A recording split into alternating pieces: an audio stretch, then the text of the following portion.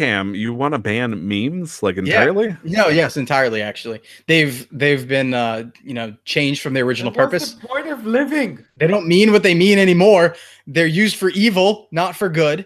They're Do you used believe for do you believe in memes created by Metal Gear Solid? yeah. Do No, their that's term- that's the real use of the term. That's the real use of the term. We Ah, got to but be you- honest about the term's use. You don't like memes of internet origin then? Well, you see, because they can be used for malicious intent. They can be used as social experiments. They can be used to spread information that way. They aren't used as a dissemination of very specific, intricate parts of culture that only our in groups will understand. You know what I mean? Only people in the in group will understand. If memes are mass produced, if everybody understands them, they're not memes anymore. Sure. They're nothing. They're a Flanderization of the term. Yeah. Have you watched the hit TV series now on Hulu, Sonic Boom? Is that anime? It's anime-ish. It's Sonic. Is Sonic. Oh, we're talking. Okay, I thought we were talking about a show called Sonic Boom. Yes, Sonic Boom, the cartoon. Yeah. I actually am. I'm on Sonic Boom. Yes, they do use memes and stuff like that, right? But like at the same time, the writing's kind of funny. Like as much as they could with the Sonic Gate show, I'm impressed. It's corny to the point that I love it. It's terrible, but no, it's just fine. this whole topic just randomly spurred on, and I just remember Eggman having a video call with another evil villain, and he just shouts, "LOL." None of that. Nope. None of that, but yes, they used to do the Twitter takeovers where the voice actors would like answer Twitter questions, and there was one where Shadow and Sonic's voice actor, like somebody brought in fan fiction of Shadow X Sonic, and they were freaking out over it, and they're like, "No, don't open that!" Like in the voices and stuff. Like I respect that. That's good. Also, I noticed that the live button's on, so I realized that we've just been talking about this. Oh yeah, absolutely! Congratulations, welcome to the pre-show. Oh jeez. Oh hey, all right. Hello, aloha, everybody. Welcome to the guild. You are now in our domain. The ground is shining. Paladins have blessed this place. We have roses in the air, but don't worry. Our beautiful poster boy does not have any in his mouth this time, so his mouth will not be bleeding. He will do it perfect the first time. I am the quest giver, as detailed before. I am Tyler, over holding the rose without thorns. I want to say this very specifically, so he's ready. He's like Jesse James. We have our poster boy Nick. Nick, how's it going? Good. Hello, my name is Nick. Nickel, LR Warrior. Welcome to the guild. Welcome to Casual Master Quest. Nailed it. Got it. Boom. Headshot. And of course, as usual, counting the coins of, I don't even know what these coins came from. It's a foreign country, and people keep paying us in it. I don't even know how we get paid, but he's counting them, and he's happy. Loot box coin. Yeah, it is loot box coin. Yeah, loot box coin. It doesn't matter the value as long as they're there, and he gets to count them. We have Cam. How's it going? Good. I don't have any guild stuff, but I got Vita games, so I mean that counts, right? Yeah, that's our stock right there. We sell our stock in our guild in terms of Vita games. That's what's important. We just got done wrapping live with Cam's interview, which we hope you guys will enjoy. I think it was fantastic. Cam, I'm sure, thought it was fantastic. Nick, unfortunately, kept getting cut off and didn't have much to say on it, but that's okay. Nick is going to have so much to say later. Sorry, you helped. You did your best. Okay, so this is Casual Master Quest number 13, the only show where you can lift a couch seat and find an old copy of Crash Bandicoot for the PlayStation. So, if you want to Oprah it right now, look under your seat. You get a Crash Bandicoot copy. You get a Crash Bandicoot copy. And also, I want to do a correction to myself. Someone brought off the topic of Crash Bandicoot 2, and I said Cortez's Revenge, which is a terrible thing. I want to say it's the Wrath of Cortex, which I believe is number 3, isn't it? I wasn't sure on that, but I heard you say 2, and I was like, was it 3? I don't know. I might have goofed up. I think like Time Warped or something like that is. This is terrible. Warped. It's Crash Bandicoot Warped. Crash Bandicoot 2 is Cortex Strikes Back. Okay. Crash Bandicoot 3 is Warped. Okay, all right. What is Wrath of Cortex then? That's Wrath of Cortex is one of the newer ones, I believe, that came out in the 2000s. Yeah, that was on the GameCube. I have that back right behind me, actually, I think. I've never played a Crash Bandicoot game besides CTR. Yeah, it did come out on the GameCube, PlayStation 2, and the Xbox in 2001 on the PlayStation 2, 2002 on the Xbox and GameCube. Oh man, I feel like such an idiot. So, starting the show on that note, talk about discriminating yourself to your audience. Revealing they haven't touched a Crash Bandicoot game. No, How's honestly, everybody? corrections are a thing. Corrections are a thing. You just got to do them sometimes. I'm willing to admit it for the sake of humility. I'm not. Yeah. I'm willing to admit when I'm wrong. Sometimes. There's a couple times where I'll fight for 5 hours. You're only wrong when the other person knows better. Cam, how's your week been going, bud? Pretty good. Just finishing up Octopath Traveler, 59 hours on the dot, finished the game with all 8 characters, and then tried to do the secret boss, keyword tried to do the secret boss and extra stuff, basically. So it was a little, we can talk about that later if we want to. At the end there, that it's a very difficult final secret boss, we'll say. Other than that, I played just like 10-20 minutes of a new mobile game, which is Shin Megami Tensei, and it is DX2 Liberation. Okay. I just want to give a quick shout out to one of our people that are watching us, Skyward King, aka Joey. Joey is one of our guests. Hey, Joey. Oh, what's up, Joey? He is like hit TV series. I thought we were watching a new show called Casual Master Quiz, and it's like, that's later, buddy. Don't you worry. We got some fine, juicy action coming your way. Anything else on your end, Cam? Yeah, beyond that, I mean, that's all I really played for games. Beyond that, my car broke down. That was fun. Yep, I fixed that, and at least I got a good Twitter post out of it. That's really all that mattered. I had to stream that day, right? So I took a picture of the muffler, and I was like, I have no muffler, and I must stream. And it was pretty good. I'd say it's a pretty good pun, so I'm proud of that. All right, fair enough. Oh, boy. Nick, so you and Cam have been playing a very similar game, I guess you could say. One that's been out for a good amount of while, had a big hype, had a big crash, and a slow but sure arc to redemption. Yes. True. This is No Man's Sky. We are talking about No Man's Sky. Yes. You guys, go ahead, take it away. Nick, why are you playing No Man's Sky? I bought it 2 days ago, and I've already put 24 hours into it. 24 hours? I'm in love with the game. Really? It's been a really long time since the game's got me excited. It's been a really, really long time. I don't know what it is about the game. I think it's not even the graphics. I think it's just space. I love space, and to the extent of what they did it at, not that it's an excuse to the company, not that it's an excuse to Hello Games, but the extent to what they've constructed it to be is great. It's insane. Sure, it's not as randomized or procedurally generated as they said it would be, but the fact that I can take a ship and go out into space whenever I want, and then go down to a planet, craft the materials to warp to a different system, I think that in itself is great. But yeah, no, I bought the game 2 days ago. I put 24 hours into it. I can't stop thinking about it. Before I go to bed, I'm thinking about what I need to start farming this frost crystal, so I can start making circuit boards, so I can start selling them off to get more money, so I can buy a better ship, buy a better multi-tool to get faster at mining, to get more money from scanning flora and fauna, to then putting more money into buying a capital ship, to then putting more money into building my own space pirate fleet. I'm sensing. Oh my gosh! I'm sensing a Destiny 2-esque loot grind scenario that you're getting drawn into here. No, it's much better. Destiny 2 has no loot grind. It's non-existent. Well, actually, it does kind of now, and I can talk about that in a bit. But no Man's Sky, its inventory management is pretty intense, especially right when you start off, because there's so much to do. Lore-wise, it has a lot of lore spread across the game, so you actually have to go and explore to find the lore. And there are a few quest lines. One part, I'd say there are 2 different kinds. There's one that's for story based, and one that's for giving you blueprints so that you can build better bases and build better stuff. The story based ones are a little bit more abstract, really weird. They ask you to go out and hunt this, or go do that, or go find this for them, or go to this galaxy. It has its flaws. On PC, it's not very well optimized. So even at the lowest settings, I'm constantly dropping frames. It's just super choppy sometimes. Joey is asking if the game is still on sale.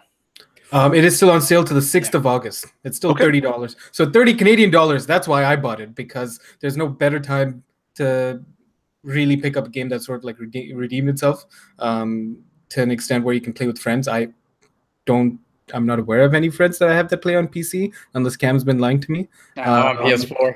Yeah, so Cam's on PS4, and it's on the Xbox now, which is great. So at least they're widening their player base, and a lot of the streamers that I follow, they've also picked it back up again, and they're having fun. And as much as people would like to make it seem like they're not influenced by anybody else's choices or what they see, you still very much like, okay, now I'm stumbling upon my own words, because they've been playing it again a lot, and I've been getting back into I've just been getting immersed or steeped into that game. I'm like, I really want this, and I've really enjoyed it. Now I have to constantly think about how if I go to a planet, my launch thrusters have to be refueled constantly, otherwise I will not be able to take off. So I have to make sure I already always have like a constant supply of dihydrogen and ferrite dust, so I can make metal plating to make a warp cell. Oh, these are red flags for me. You're scaring me, man. You're speaking in tongues.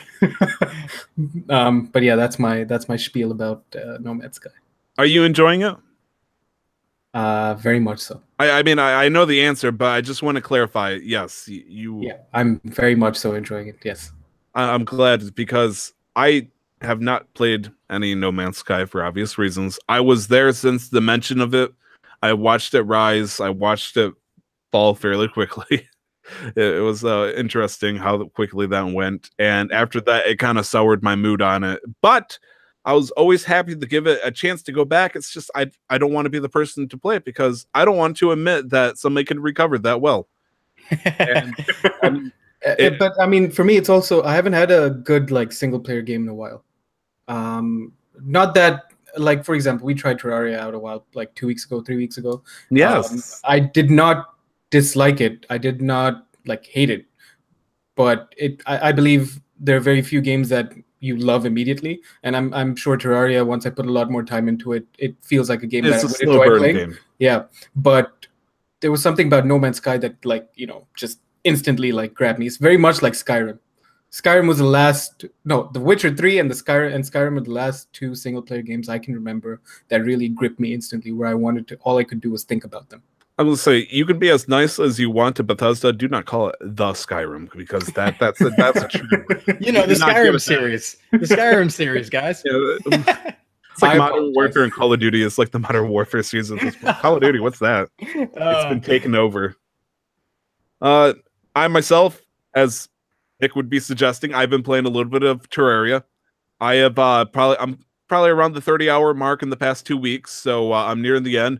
We are currently getting ready to fight the final boss, as Cam would know it as the Moon Lord.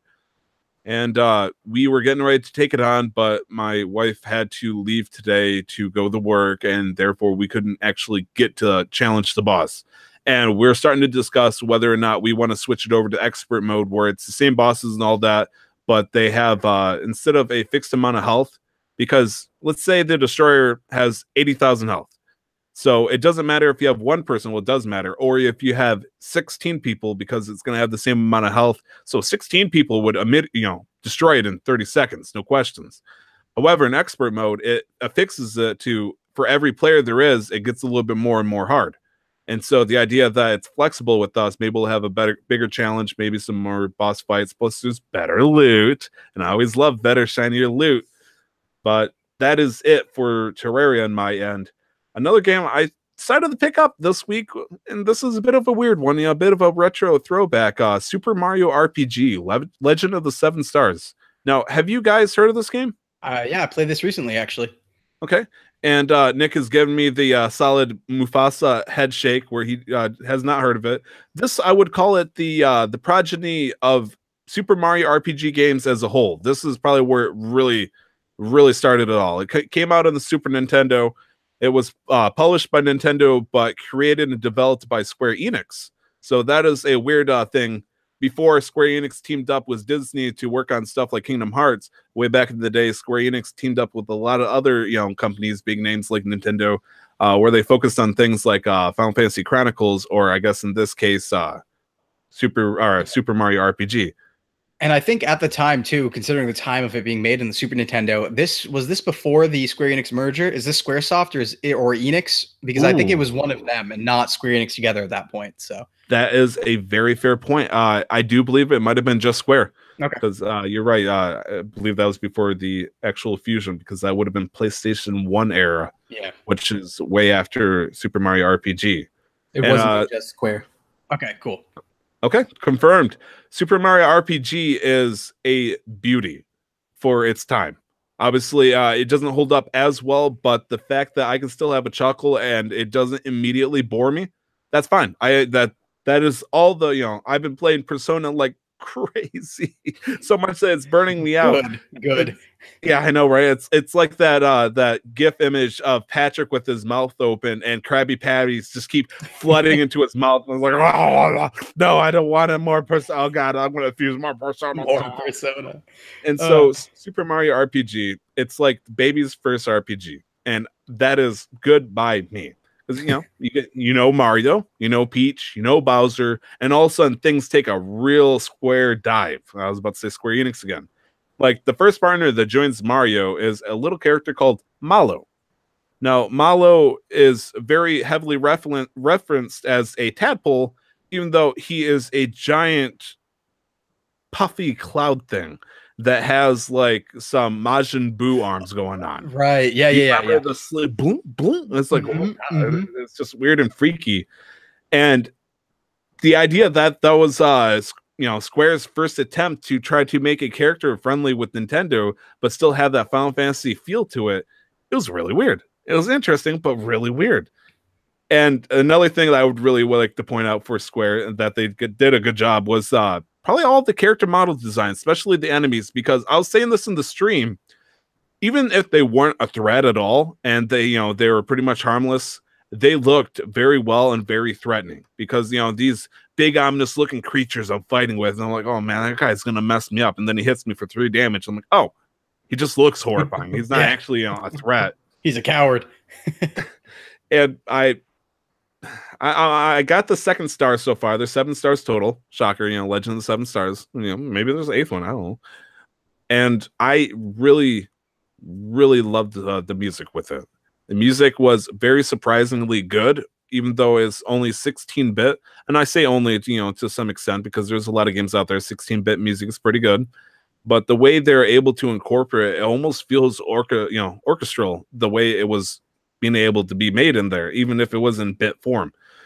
However, there are a couple things I really don't like. For example, they have a shared MP pool. So anybody that casts magic on the team, they use this one giant pool of magic. And that really frustrated me, because I would be happy if Mario could, be heavy hitter shooting fireballs and doing super jump attack. But that immediately decides that Mallow cannot cast Thunder or Healing Rain, because by then I'm drained out of mana. But thankfully, I pretty much turn Mallow into, I shove syrup down his mouth, so he, gets MP back all the time while Mario does all the actual heavy lifting. And probably the XP mechanic. Actually, XP mechanic is probably the worst thing about that game, because every time I win a fight, I'm about 3 hours into it so far. At the very beginning, you win a fight, you get 2 XP. 3 hours in, you win a fight, you get 3 XP. It's like, what? What? No. I should be getting like, 30 or 100 or something like that. Nope, you get 3 XP. And it's like, instead of a coin, you get 10 coins. Ooh. And it's like, how? I'm 3 hours in, I'm at level 7. How has the level mechanic not gone up exponentially or something like that? Because, the first level would take 20 experience to get. Second level is going to get, 50, 100 experience. And so if I want to level up at this point, even at my current stage, it's going to take hours. And it's like, is this Square's way of saying don't grind, just keep going, and eventually you have to stop and hit a point? Or is it just RPG grinding mechanics gone wrong? I really don't know. So for that game, definitely, I actually, without doing any grinding, I think you're actually pretty much supposed to just go forward, because I beat it in only about 15, 16 hours just going forward. So it's actually relatively short, and just keep going. Okay, fine. Fair enough. Hit the ground, never stop running. Yeah. All right, that's it for me for video games. Is there any other games you guys want to talk about? I mean, I know there's one, but yeah, I was gonna say, let me. Well, which one is the one? Because I mean, we dedicate a whole minute to it. I want to say, because I want to wait proverbial minute. But yeah, no. So I just want to talk a little bit about, actually, interestingly enough, the mobile game I played. Okay. So the mobile game I played was SMT. I just did this a couple hours ago. SMT DX2 Liberation, and this is in the Shin Megami Tensei series. So Devil Summoner, that sort of thing. Digital Devil Saga. Basically, what Persona spun off from, right? And interesting. Oh, and there goes Cam. So, anyways, we're going to be talking about the most fantastic of numbers. Numbers are wonderful. First off, I want to say, the numbers, all them numbers. Look at this beautiful smile. But let me just put in the strong stance right here. Yes. And controversial statement right here. Yes, laid on the law. Okay, we actually don't. I don't think we're getting him back anytime soon. This is the longest frozen camp we've had in a long time. I'm back. This has been happening at the worst times ever recently. What are you talking about? It didn't happen during your interview. That's what mattered. You're shining moment. It didn't happen it's been happening at the worst times. So tell us about your MOBA experience. Yeah. So it's just a mobile game, not a MOBA. Not a mobile. Okay. Yeah, I was surprised. I was like, wow. On the phone. What's it called? So. Despite being a mobile game, it's practically a complete SMT game. Like, it's a complete experience. And that's something that's really interesting because, of course, there's in-app purchases, but this is an example very early on. You know, I've only played 20 minutes, but somebody else on Into the Video Game Either podcast was like, hey, you should play this because we're going to cover it on Tuesday because he's playing it. And I'm like, oh, perfect. Great. I'll get on it too, I guess. And yeah, it's really interesting because it's Sega. This is actually the first one developed by Sega since they've acquired Atlus. So they've acquired Atlus a while ago, but they're now developing this game with Atlus kind of helping with the lore for the universe. But basically, it's what every 90s mom was worried about because the gameplay of the game is you're summoning demons from an app on your phone directly into real life using like AR mechanics and stuff like that. So it's what every 90s mom was scared about. It's the worst, right? It's the worst for that. But it's basically turn-based combat, kind of like the SMT games, basically. It's actually just core SMT gameplay. And despite it being a mobile game, they had like a full, almost full voice acting, like a fully animated anime intro. The music for it is fully fleshed out. The opening theme, oh my God, you got to hear this title theme. I don't think it has a name, or I haven't found the name yet, but the title theme to this mobile game sounds like Anarchy Reigns, the soundtrack of Anarchy Reigns, which is a Platinum game. It's like vocal rap on top of music, and it's so sick. It's so sick. So you got to throw out a link to that or something at the end. But, of course, the music of it has the usual composers and usual things on that. I think the scenario writer is from Psycho Pass, actually writing the story, and the character designer is the Ace Attorney character designer. Nice. You got some pedigree going on. Right? So it's a big name game for mobile, completely free. And so I've really, for a long time, been interested in that sort of thing because I've always said that mobile, like we make fun of mobile games as a platform because mobile games aren't full experiences. But if somebody were to just make smaller, contained full experiences for mobile games, then it'd be a valid platform. So I'm kind of experimenting in this and seeing, like, is this what I'm looking for? Is this what I'm talking about? Is this the first step? So I'll have more to report later on that. That's why we have Bethesda, exploring with what is it called? Elder Scrolls Blades. Blades, yeah, which I'm also my eye on big time. Yeah. It's definitely going to be a big like mobile games are. I know we don't talk about it a lot, but they're a huge market. Yeah, bigger than us. And I make this joke all the time, but I don't consider mobile players like actual gamers. Like that's all they ever play, right? Because you're kind of you're like a special subset of being a nerd. Like nobody does that. But then when you think about it, you think about the Game Boy Advance, you think about the Game Boy Color, you think about the Nintendo DS. It's pretty much it's the same. It's just that smartphones are not optimized for that. Yeah, and I would also say if we do have to make the comparison, it's tough for me, right? Because like I understand it. If somebody was just playing Candy Crush on their way to work, I would hesitate to say, "Oh, are you a gamer?" I mean, you are playing games, so you're a gamer in that definition, sure. But like even if you're putting time into DX2 or Pokemon Go, I'm saying, okay, yeah, you're a gamer. But the thing that gets me is if I think back to an old example, basically. So if I go back to an old example, because what I was talking about, of course, here for full experience is SMT DX2 Liberation, a pretty crazy name. But older example being Tetris on the Game Boy, right? If somebody got a Game Boy, which early Game Boy ads, a lot of them actually targeted adults just playing Tetris like on your way to work or something like that. Right. If you're an adult just playing Tetris on the Game Boy, is that much different than playing Candy Crush on the bus? So I'm like, I'm going to hesitate to not call them gamers, but they aren't as core gamers, which is a different market. No, yeah. It all comes down to semantics, and also gaming culture can tend to be quite toxic a lot of the times just on itself. Bottom line is with games, if you're having fun, play. If you're having fun. Yep. Yeah. Fair enough. Yeah, that's quite the name though. SMTDX2 Liberation. It's bringing the 2008s back. It's bringing some of the edge back.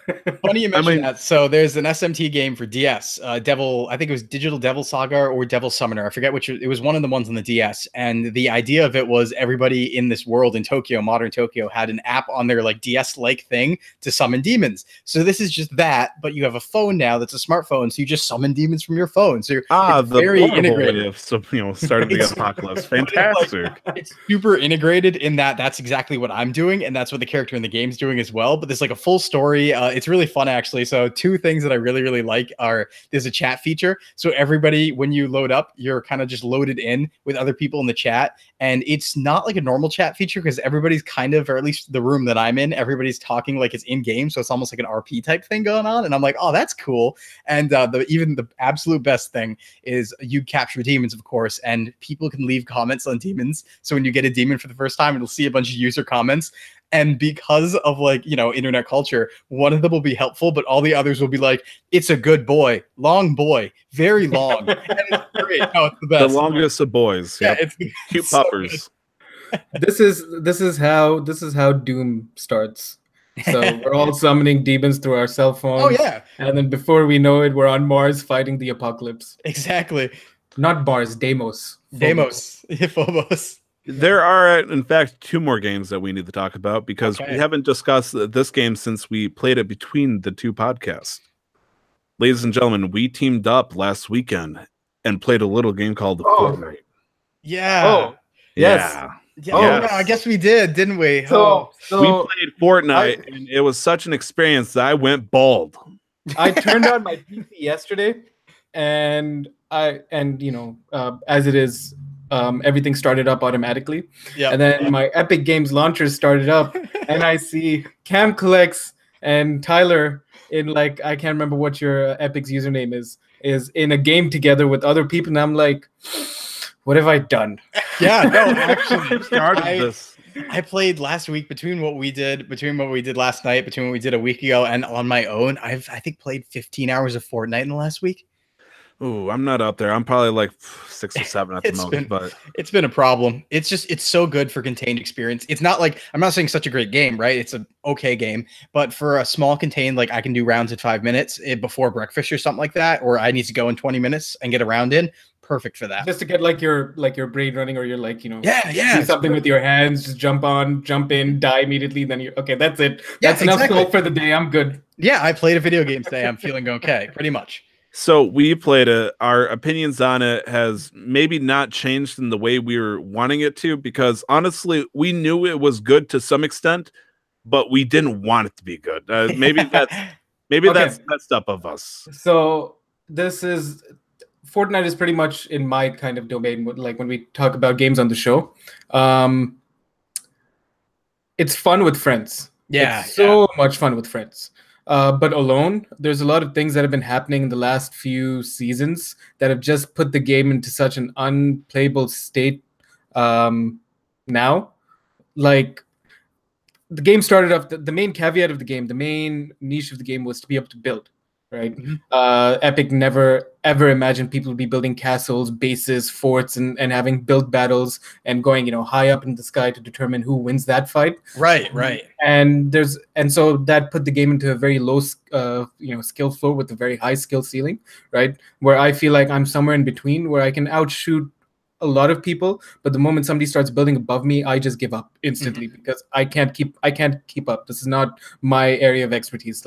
You give me an assault rifle, I could maybe harass people, prevent them from building. I have friends who I play with who are proper builders, and they'll do the job for me. And you said that before, and I immediately agreed with you. But now that I realize all it takes is a shotgun, and then just use your pickaxe to knock down the entire building and just watch it collapse. And when they fall down, So that's what the new meta is. So there have been a bunch of submachine guns they've added into the game, a bunch of assault rifles that they've added into the game that are basically anti-building guns. Right. So the P90 SMG that has a high rate of fire, pretty high capacity magazine, huge, yeah, and it just shreds through buildings. SMGs have there used to be an SMG called the tactical SMG. I'm pretty sure they put that in the vault for now. That used to just shred through buildings. They nerfed the maximum health of wood buildings and the starting health of wood buildings. Then explosives, I think they made this change at the end of last season or the start of this season, where explosives now work in an area for the destruction, not for the damage. Right, so it used to be where you'd put up a wall. If you shoot a rocket at it, it'd take out the wall.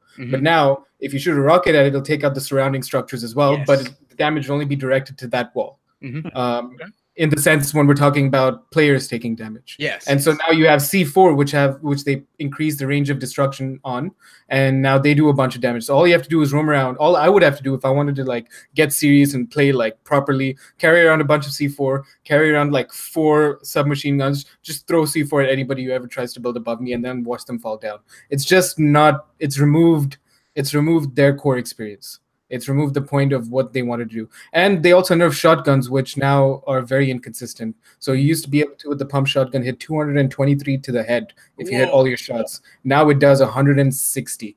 And it's very inconsistent. Half the time I'm getting 4, 5, 6 damage numbers when I'm with the shotgun. Yeah. So, yeah, to some extent it is easy to combat that, Tyler, but it's not the game it was when it first launched. Thank goodness. That's all I'm saying. Have you guys gotten your hands on the remote controlled missile yet? Yeah, I did once, and then I didn't know how to use it, so I put is it back? up. Yeah, they put it back in.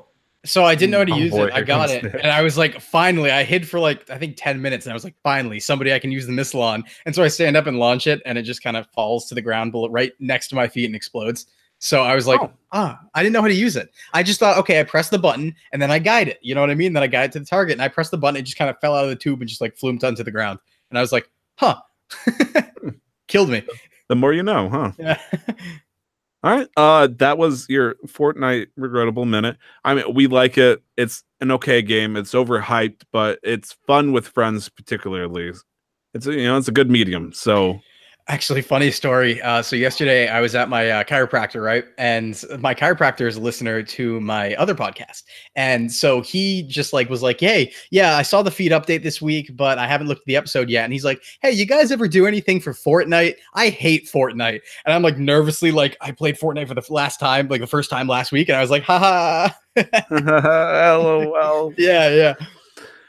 Anyways, we were supposed to do this beforehand, but I was just hoping to ask you about your week in general without the video games, Cam, but we jumped right into video games, so we kind of skipped a certain game in particular. We are going to start our Pokemon Go Watch Minute, which is in fact usually about that. Yeah, yeah. So this is where we talk about Pokemon Go for a metaphorical minute, which is usually much, much longer, depending on the circumstances. If you like Pokemon Go, congratulations. If not, prepare to enjoy yourselves anyways, because I'm sure we're going to be talking about a little thing called Pokemon Go. Prepare to enjoy yourselves. I like it. Prepare yourself. Anyways, Nick.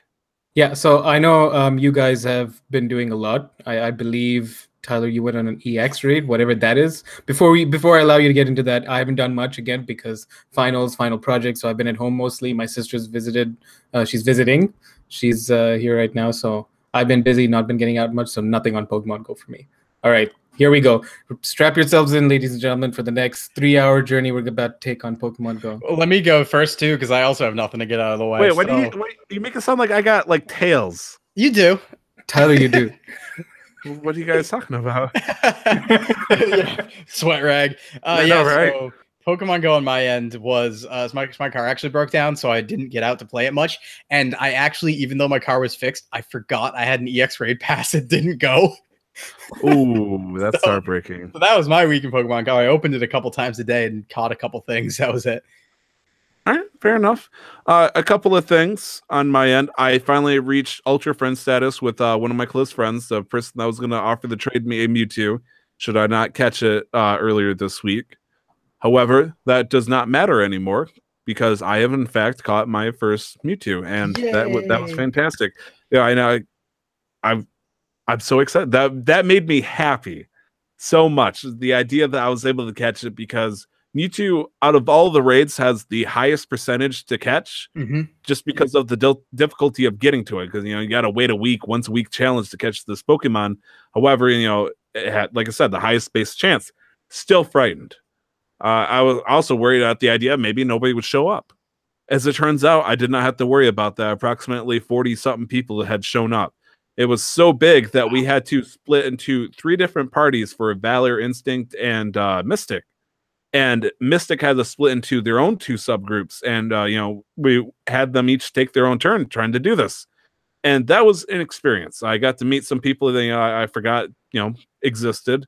And then there were some people that, I never would have thought played that totally played. And I thought that was really cool. So, yes, I did an X raid. And Nick, do you really not know what an X is or X raid is? No, I have no idea. Okay, so there are certain parks that are recognized by Google as national parks. Right. So for me, I have 3 national recognized parks. I have Carroll Park, Betts Park, Bigelow Park. There's some other parks, but different places. And there are gyms at those places, and that's where most of the Pokemon you can find that are most diverse found there. It's usually where typically the most nests are as well. So if you ever want to catch Pokemon, go into these national parks that are heavily populated or near cities, or that's where it's at. And if there is a raid at these certain parks and you do it and you complete it, you have a high chance of being invited to an X raid at that location. And so I went there during the Zapdos event where there was raids every single place. And so since they're everywhere, I went to every single park that has this special condition, got the Zapdos there. It triggered the raid option, and I got invited for it. And I was invited to doing X raid quite a few times actually. However, I'm not able to attend them because they're 3 in the afternoon on a Tuesday, and it's like I'm out of state. I can't do that. But this time it was Friday at 6 p.m. Yeah. And I was like, okay, sure, I'm doing it. That was my highlight. In fact, there was one point where I was so tired coming home on Tuesday because I stayed up having a huge beef fest against Cam about certain topics. Oh, that was fun. Yeah, it was something. I was so tired that I came home, looked, saw it was 5:30, panicked, and drove half an hour out to this park to catch a Mewtwo. And I was like, what's everybody? Oh, what's everybody? And so, yes, that was Pokemon Go Watch Minute there. We'll be probably talking a little bit more about Pokemon Go. To actually talk about Pokemon specifically, not Pokemon Go.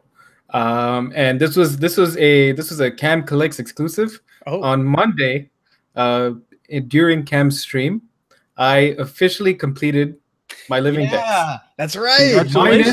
Minus Zeraora, who's not available in North America because he's an event Pokemon. But so until that event happens, I have all of them. Sweet. Very nice. Congratulations, Nick. That is a feat. That is 10 years of work. 10 years of since 2008, since I got platinum, that's when I started. 10 years of work in the making, and then it's just going to keep continuing with the next generation, and I'm so excited. That's good. No, it's good to be at this point 7 generations in and be like, now I can just work from here, It's all downhill from here. Now you got to go for shinies. You can do it. I believe in you. No, I have no interest in shinies. I think that's the one thing.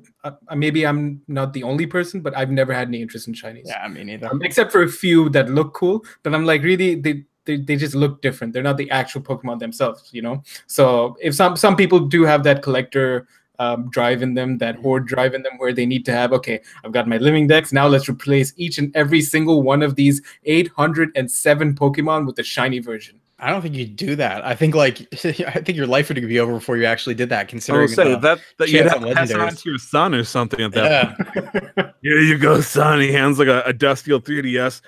Do what I couldn't. So, this random question here. Besides the red Gyarados from Gold and Silver, what was your guys' first shiny Pokemon encounter? All right, I'm mad about this one. So. Okay. The reason I'm mad about this one is because I played Pokemon for 15 years before I ever saw shiny. And I don't mean just played it on and off 15 years. I mean, for 15 years, I never wasn't playing a game of Pokemon at some point. I never had, like, a game was always open to be played a couple times a week. Besides Red Gyarados, somehow I wanted to feeling. Okay. Despite that, the first one I ever saw was, I think, in 2011. I was on vacation, actually, in Punta Cana in the Dominican Republic, I believe. Yeah. And and I ran across a shiny Pidgey just replaying a gold version, and I was like, oh, a shiny finally. Not to say that I've been with friends twice while they've found shinies in their games. So I was a little salty over the fact that I played like way more than like so many other people and just never ever saw one. And your big moment was the Pidgey. It was a Pidgey. Yep. I feel it. I mean, what about you? Wrong, Yoda, but yeah. Salty Pidgey. I've never actually found a shiny in game naturally. Oh. I've gotten one or two through Wonder Trade. And I've gotten like the shiny Dratini and the shiny Gible in Black 2 and White 2 that you get in post game. Trying to think. No, I don't believe I've ever found a shiny Pokemon naturally. In the wild, okay. In the wild, no. For myself, my first time was the bug catching contest in Gold and Silver. I encountered a shiny Scyther. And I caught it, and it won the contest, and so I got to keep it.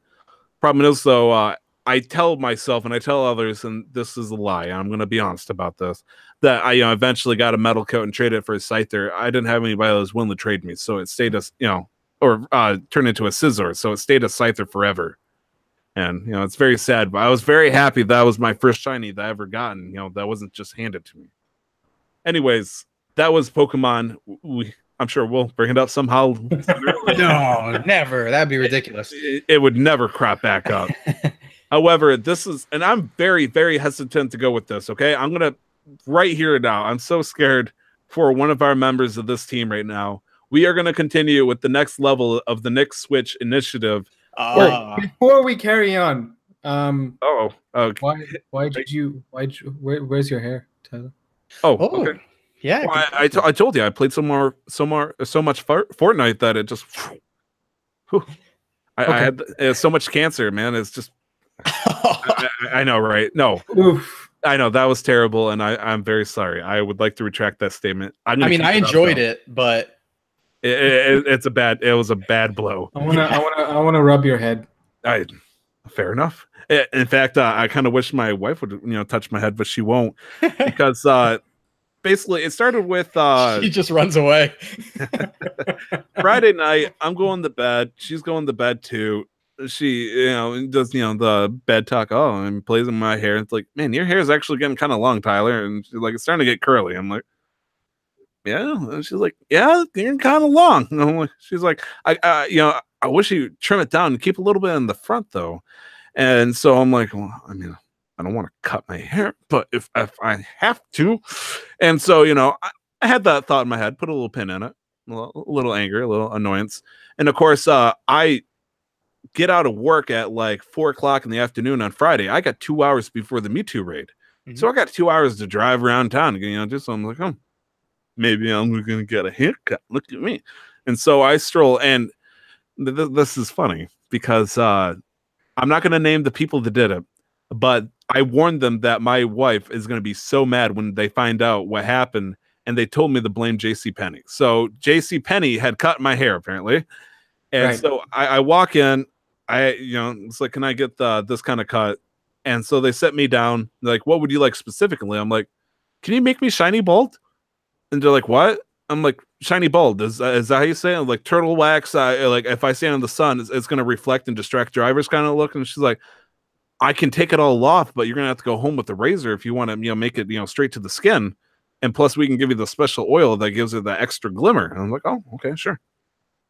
And so ever since I was a kid, I always wanted to have a shiny bald head. Really? I would never think that. Really? That's surprising. Yeah, because that's surprising me because I don't think I've met anybody who's like, you know what, I want to be bald. It's weird because every single person, well, most people in the video game or cartoon anime culture, if they're bald, they're usually evil or they have bad tendencies. Like my first encounter with a bad bald person would be Q-Ball from Pokemon Gold or Red and Blue, the villains there. Yeah. And then like Dragon Ball Z, you got people like Krillin, but then you got like Master Roshi, and then you got Nappa. It's like those people, you know, represent a stereotype that people that are bald are bad. And in fact, Amanda, and I made her apologize immediately for this. And I don't like the idea that making me wanting to have a shiny bald head for comedic purposes somehow gets me correlated to being a skinhead, which has definitely huge negative connotations to that. I was very upset when I heard her say that, and I was like, okay, come on. And finally, it cultivated in the one final joke where in the SpongeBob movie, and you guys know where I'm going with this, where King Neptune pulls off the paper bag off his head, and it's just he's so bald that it's shiny and that it burns a fish's eyes out. It's like, that's why I would love the idea of being shiny bald, because people, they don't expect it. You know, having cool, thick, wavy hair, having a fancy hairstyle, but completely bald to the skin where your head shines in the sun. It's beautiful. So you want to surprise people. You want to give them the old 1-2 and just be like, shing. I mean, it worked in that GIF. I'd like to think it was actually very effective on Twitter. It makes your hat fit better too. So yes, that was actually another thing, because another thing that happened between the podcast was I decided that I wanted to try a new type of hat, because I'm a collector of hats. For those who don't know, like I got a lot of weird hats like hanging around, sitting around stuff, and the one that I haven't tried was a flat cap. And you know, I've been seeing flat caps coming back. Well, not coming back. I've been seeing people from, you know, Great Britain pretty much more often. And that makes me see the hat. And I was like, oh, I want to try the hat. And then I put on the hat, and the hat's like, oh, I want to slide off over it because it's got too much hair. Not anymore. This thing is firmly wedged against my head. And it is nice. Plus, you know, it's summer out. And I was going to say, you probably save a lot in shampoo too. Yeah. Oh, yeah. I went to shower the hair off, and I'm going to like, so what do I do with this? Do I just throw it on my chest and dance? I don't know. My shampoo and conditioner total is like $40. So oh my God. Times. Yeah, I wouldn't doubt it with you. You probably go straight to the top. It is pretty fancy though. Let's be real. Yeah, it looks great, Mufasa. Oh gosh. Anyways, I thought being bald with the sideline beard plus the goatee, I thought the look would actually look pretty cool. And also, I want to give one final piece of credit over to Jason Lacey of Fluxtapose or PSVG. He has been, you know, shining the look for a very long time, as far as since I known him. So thank you, Jason, for giving me that, you know, the chance to show that bald is okay. You don't have to be a Nappa or a Krillin to be bald. You just got to be yourself. It's a body positivity movement. I see. Okay. I'm glad. So anyways, I'm hoping that Nick used this time to look up as much Wikipedia as he could. Nope, it's like, so when it comes down to like revising before tests or quizzes, if it's like 30 minutes right before, I don't, because then it just makes me more anxious. And so I'm like, if it's gonna happen, it's gonna happen. If I fail, I fail. If I pass, I pass. That's the spirit. So surely you'll pass.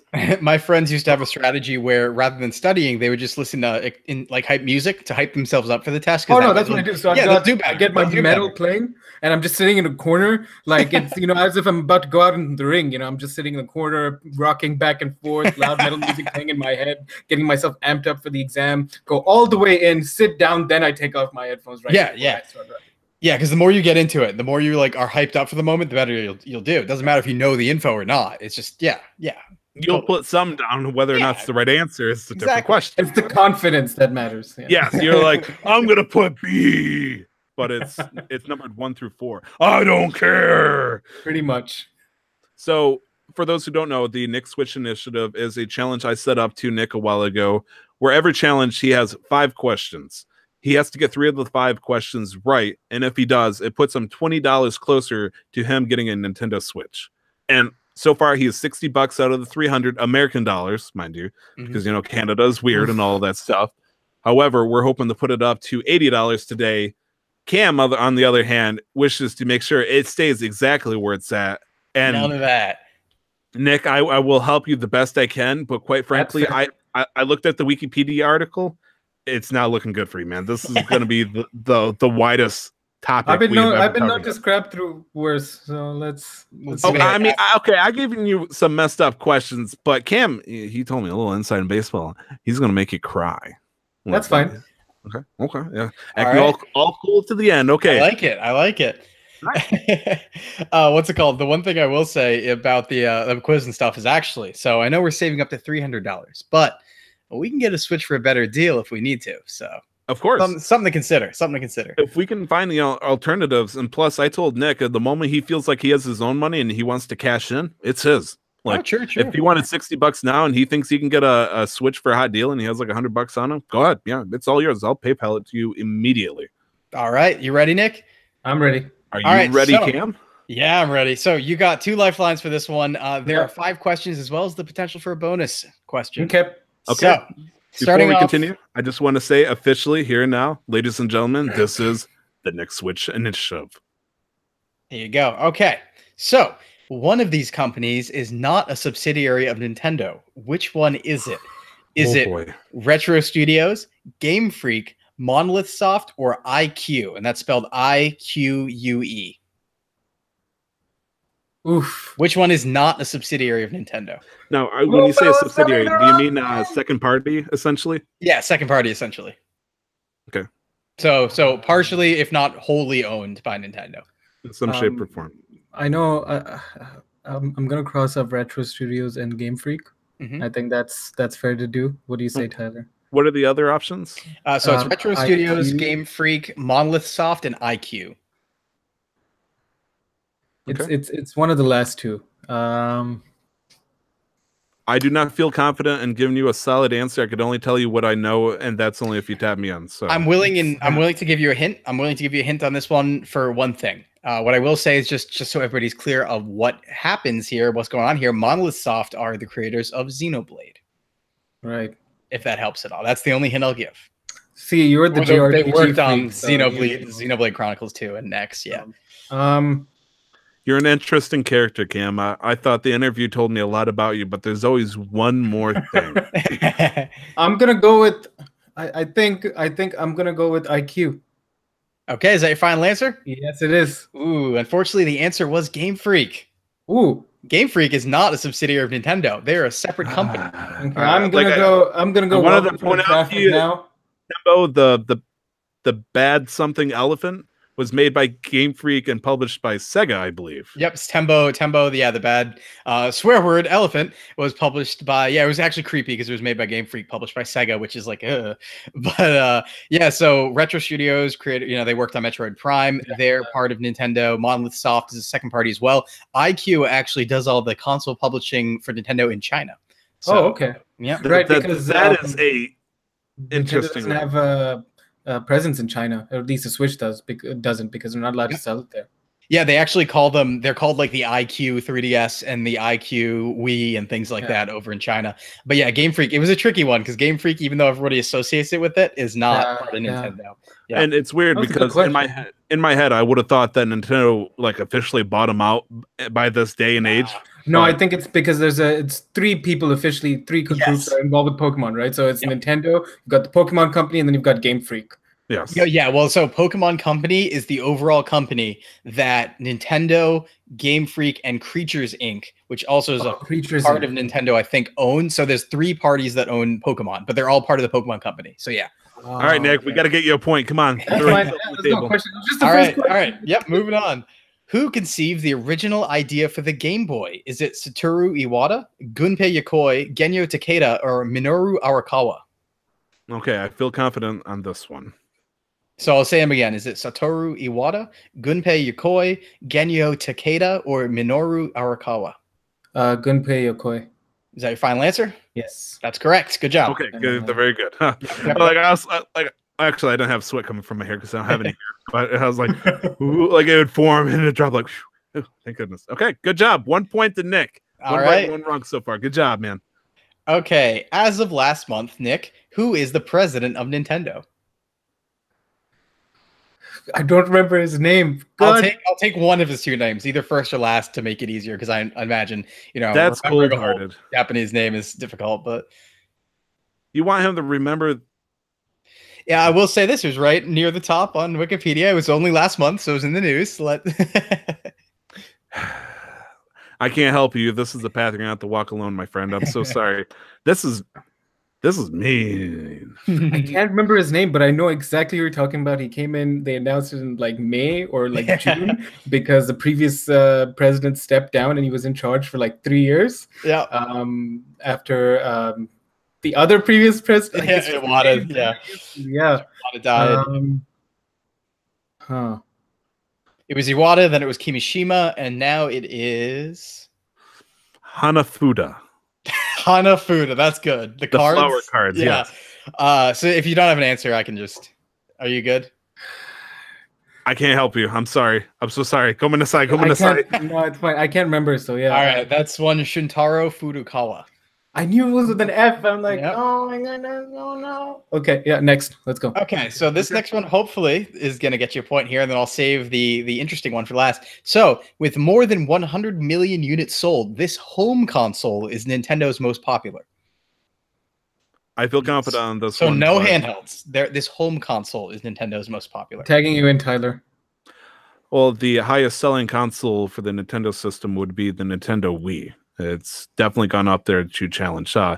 He could have easily said the 3DS potential, but since handheld is out of the picture, and I love how Cam's trying to poker face it right now. That's respectable. But I would say yes, the Nintendo Wii. Then the Nintendo Wii it is. That is correct. Good job. Thank you. If we were to talk about overall Nintendo console, that would be a separate story because that would be the DS. Yes. The family. Sorry, did I say 3DS? I meant the DS. Yeah. Right. Okay, so that's 2 points and 2 down, which comes to the final question, and that's a true or false question. You can do it. You can do it. Here's the question. It actually might be pretty easy, but there's also bonus points here. After the deal with Sony fell through to make a CD-based add-on for the Super Nintendo, Nintendo partnered with Samsung to continue work on the project. True or false?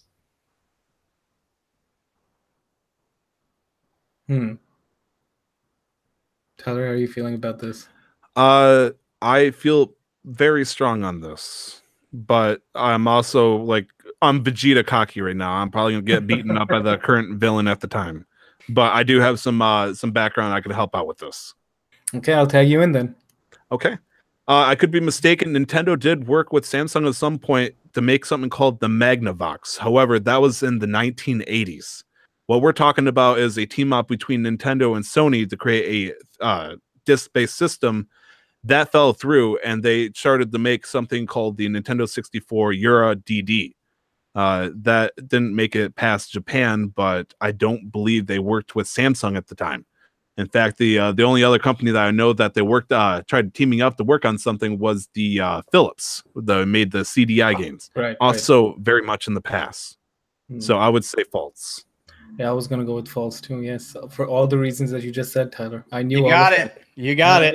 So the answer to the question was Philips, because after the Sony deal fell through, they proceeded forth with Philips to make the add-on. However, that deal also fell through, resulting in the Philips CDI, which is that joke console everybody talks about, the CDI, and that's why Nintendo games are on it, like Hotel Mario and things like that, because they still retained the licenses to the games despite not making the console with Nintendo. But not canon, as Nintendo likes to point out every now and then. Yeah, not canon. Apparently, the Wand of Gamelon is not exactly something that they want to work with when it comes to future Zelda games. So, oh well. Hey, that's 3 points. That is 3 points, Nick. That means you won. Yeah. Holy crap, you won. I'm so proud of you. Good job, man. Well, I mean, 2 of those 3 points came from with assistance from yourself. Part of the game. One of those points, I couldn't remember the name, but I knew exactly what you're talking about because the previous president, what he did was Kimoshida.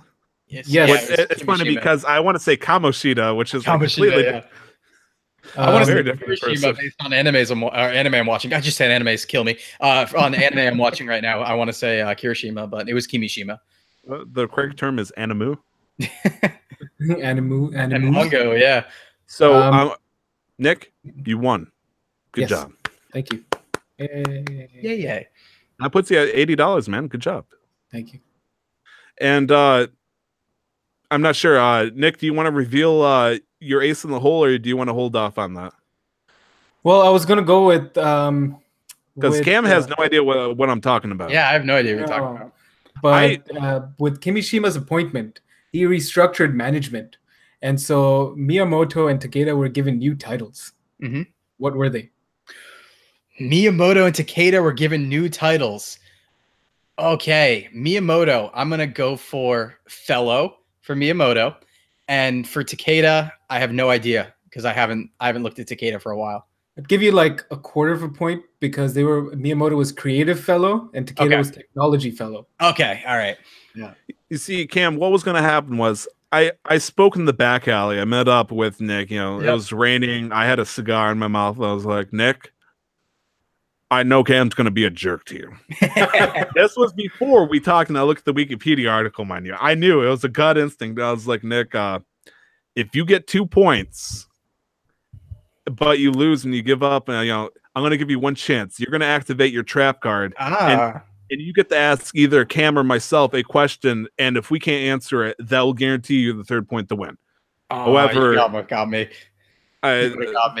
It would have been good, but maybe I should have kept it a surprise, but I knew Nick worked hard to find a question, so I figured he'd give it a shot. Just a worked hard.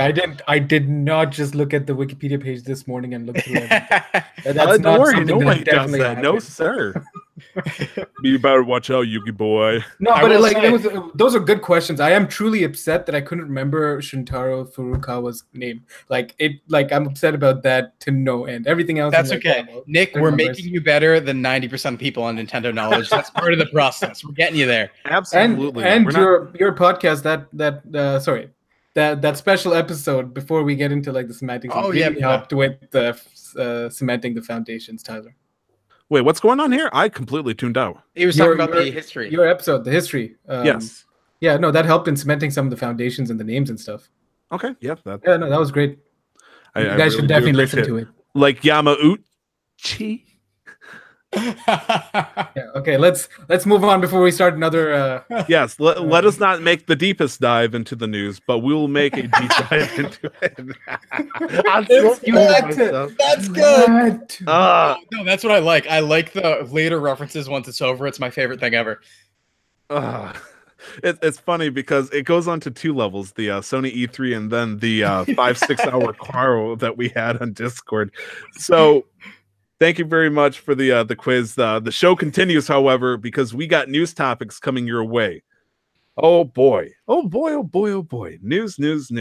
Not my favorite part of the podcast, but is an important one. So the first topic we got going on is coming up very soon. In fact, it started yesterday. And thank you, GameSpot.com, for this article. Dragon Ball Fighter Z, or Fighters, depending on what kind of mood you are, is out on Xbox and PS4 right now, as well as Steam. Not on Nintendo Switch.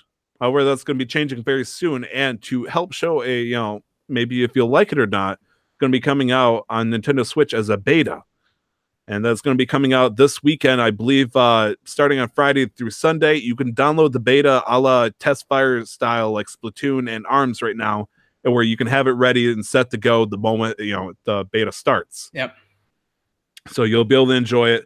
However, I would like to point out, and this may be sounding like betrayal, I'm very excited for this game because I just finished Dragon Ball Super. Okay. So when I visited my best friend a few months ago, we went to a Japanese arcade in Columbus, Ohio, and one of the games was a Dragon Ball Fighters, for the PlayStation 4, but the controller got ported into an arcade board. Arcade port board, whatever you want to call it. Mm-hmm. Yeah, and board. Me and him, we knew our Vegetas and all that from Z and whatnot, but we had no idea. I was like, who the heck is Hit? Goku Black? What is this? And now that I know, it's like, I'm excited to play. This is going to be cool. Problem is, though, right now you can get it for the PS4 right now for like $42. And granted, you can probably get this pre-ordered, not right now, because right now it's straight up $60. You can probably get it on Amazon for like $48 with Prime if you want to get it. But now, is this the better deal? If you don't have a PS4 but you have a Nintendo Switch, or I guess not even if you don't have a PS4 and Xbox 360 or a PC but you have a Nintendo Switch, it's out there and it's there for you. Yeah, I would say there's like 5 angles to this I want to cover real quick. So of course, Fighters came out earlier this year and is a very big competitive fighting game. So don't make sure you're understanding there fully that you're getting what you're going to get there, and what you're getting into is a competitive fighting game that's played at tournaments. So it is of that level, of that caliber. So if you're not a big fan of fighting games, just be aware of that it might. I put Mario Tennis Aces, okay? Oh, true. So you're all set. Okay, great. I was gonna say, I play fighter games like nothing. Yeah. So a couple things right now. Actually, this past weekend, for those of you listening, is EVO. It's the biggest tournament arguably in the world for fighting games going on this weekend. Absolutely, yes. Co-founder of my other podcast is actually out there competing right now in Fighters, as well as Blaze Blue Cross Tag Battle and Guilty Gear Rev 2. What's his main team? Fighting game on GBZF. Yes. Cell, Vegeta, Super Saiyan Goku, I believe. Cell, Vegeta, Super Saiyan Goku F? Yeah, no, Super Saiyan Goku, I believe. Sorry. Okay. Yeah, I think that's his team, but he's out. He actually was just competing earlier yesterday in the tournament, in the world tournament, basically for DBZ Fighters. So that's one thing. It's a competitive fighting game. Second thing I would say is, considering there was an open beta on the PS4 and Xbox version, this makes a lot of sense. But at the same time, Nintendo's probably using it as a server test, because we have to consider, of course, the Switch Online's not paid yet. And for fighting games, you have to have an incredibly stable internet connection and good net code. So Nintendo doesn't have that. If they don't, we hope they do. They're going to have to run this test to make sure they can actually play this game at a reasonable rate. If the aforementioned Mario Tennis Aces internet, if that's any indicator how this will go, I would say run. Yeah, because they need to really do a server load test on this and also see if their netcode's up to par. The third thing I'd say is, price is going to be hard because it's already been out for a while, and that's just a situation Nintendo gets into with ports, where it'll come out on a Nintendo system because of different architecture and power much later, when it's already much cheaper elsewhere, which dilutes sales. So it's on Amazon right now for $60. Do you think it comes out as 60, or is this a $40 port title? I know, Nick, you wanted to say something real quick, it sounded like, before we get into price. Yeah, there's a little thing at the end of this article. For those who order the game on the Nintendo Switch, will receive a couple of bonuses. First, they'll have immediate access to Super Saiyan Blue Goku and Vegeta at launch. Okay. And those who reserve the title will get a digital Japanese copy of Dragon Ball Z Super Butoden, a rare Super Famicom game that was never previously released in America. I heard about that and forgot about that. Okay, so that's now a good deal. That's now a super good deal, because Goku and Vegeta Blue, at the release of Dragon Ball's Fighters on Xbox One and PS4, they came if you pre-ordered it as well. So that was like a launch thing for them as well. So that's the same. But Super Butoden is people consider one of the greatest DBZ fighting games in the past. So that's awesome. What about Ultimate Warrior 22 for the PlayStation? That was fantastic, guys. Or GT Final Bout. Oh, jeez. It's weird because I love Dragon Ball Z Budokai 1 through 3, so they were okay with me. But obviously, I learned later on that as a fighting game, they were. Yeah. It was more of a power fantasy than actual trying to have a competitive fighting game out of it. I'm a Tenkaichi boy myself, so. Yes, you are a man of high taste. For the Wii, I believe, with the GameCube controller. Exactly. None of those PlayStation 2 plebeians. Yeah. So that is out. However, speaking of trying to get a good sale, specifically for the PlayStation 4, more sales coming out. Flash sales for the PlayStation, not the 800 titles like we saw before for the summer sales. However, they're trying once again. Ironically enough, Dragon Ball FighterZ is out here on sale for only $66. Wait a minute. This is the Ultimate Edition, Mike. Exactly. Just trying to catch you off guard. There's a good amount of them. They list here. Thank you again for GameSpot, doing the dirty work for us. A couple games notable: Assassin's Creed Rogue Remastered, $18. The Crew 2, $42. Dragon Ball Ultimate Edition, $66. Dragon Crowns Pro, $35. That's a bit of a surprise. Ooh, okay. Far Cry 3 Classic Edition, $21. Okay.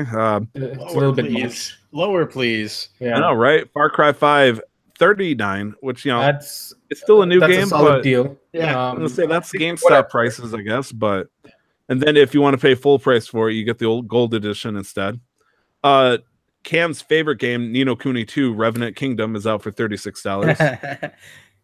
And South Park, the video game collection, which I'm assuming is Stick of Truth and Fractured Butthole. Yeah. Assumably $32. Oh, that's not a bad price. Street Fighter 30th Anniversary Edition, $30. Street Fighter 5 Arcade Edition, 24. It's 24 for the base game, so it's about like 120 with all the DLC and season passes. Yeah. Tekken 7, $24. Tom Clancy Rainbow Six Siege Advanced Edition, mind you, just heaven forbid the Standard Edition, $30. And then Yoku Island Express, which I have no idea about, $15. Pinball game. Yeah, I think it was like pinball game. That's quite the steal. I think there was something about this is a sale price. So what's the full price? I think $20. Like it was a recent release. It was a recent release, and I think it was like it was something like pinball plus open world. There was something else about it that was more than just a pinball game. I don't remember what it was right now though, but yeah. So this is a random tangent. During the time that I was trying to compare Final Fantasy 15 and the Persona 5 as to which one I wanted to buy and play, I was very frustrated, and to the point that I started shouting nonsensibly to my PlayStation 4. Why the hell is there nothing but Royal Editions? Why isn't there a regular edition for Final Fantasy 15? Cam, do you want to explain to me why this sounds a little bit weird for me? Are we talking about this Final Fantasy 15 content thing again? I do believe that the Royal Edition essentially fixes some things. In terms of content being a little wonky in maze-like situations, and maybe the ending was a little weird. So here's the thing, right? Final Fantasy 15, I have not played it, and there's a reason for that. Normally, I would have played it when it came out. Everything would have been fine, would have been done with it, talk a lot about it. But all I can report on is what I've reported on for the past year, more than a year, past 2 years, 3 years maybe, which is that they won't stop making content for Final Fantasy 15, and it's never finished. So I want to play a finished product, but they keep putting out new story expansions that are like changing the story, and I want to play it through once and have it all. So I haven't picked it up, and the Royal Editions basically are, they did fix some of the stuff in the story because there was some disconnect in the middle, I believe, if I remember correctly. But then they've also added like episodes for tons and tons of characters, and more are apparently coming. So it's never a complete game, like never, ever. Never, ever, ever. This topic actually isn't listed, but I know you talked about it, so I want to give Cam...